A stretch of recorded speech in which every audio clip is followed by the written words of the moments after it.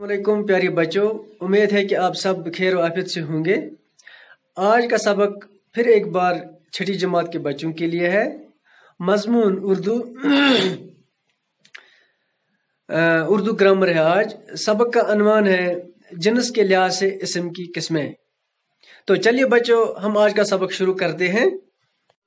देखो बच्चों, जिन्स के लिहाज से इस्म की दो किस्में हैं, मुज़क्कर और मोनस।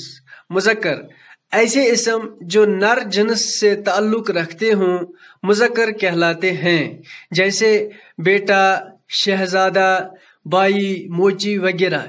देखो बच्चों, ऐसे इस्म जो नर से ताल्लुक रखते हैं, यानी नर से जो ताल्लुक रखते हैं उनको हम मुज़क्कर कहते हैं।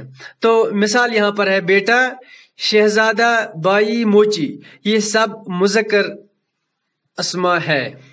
इसी तरह से मोनस ऐसे इस्म जो मादा जिन्स से ताल्लुक रखते हों मोनस कहलाते हैं, जैसे बेटी, शहजादी, बहन, मोची, मोचन वगैरह। यानी ऐसे इस्म जो मादा अस्मा से ताल्लुक रखते हैं मोनस कहलाते हैं। जैसे यहाँ पर मुज़क्कर में बेटा था तो मोनस में बेटी, इसी तरह से मुज़क्कर में शहजादा था तो मोनस में शहजादी, मुज़क्कर में बाई था मोनस में बहन, मुज़क्कर में मोची और मोनस में मोचन।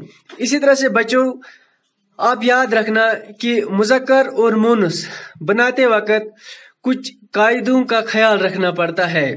तो कुछ कायदे मैंने यहाँ पर लिखे हैं।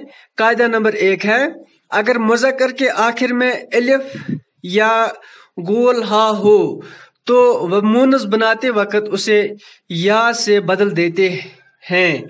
जैसे बेटा से बेटी, यानी बेटा के लास्ट पर अलिफ है तो अलिफ को ये से बदल देते हैं।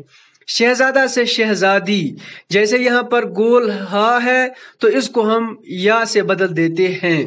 तो इसी तरह से दूसरा कायदा, अगर मुज़क्कर के आखिर में या हो, यी हो तो मुनस बनाते वक्त उसे नून से बदल देते हैं।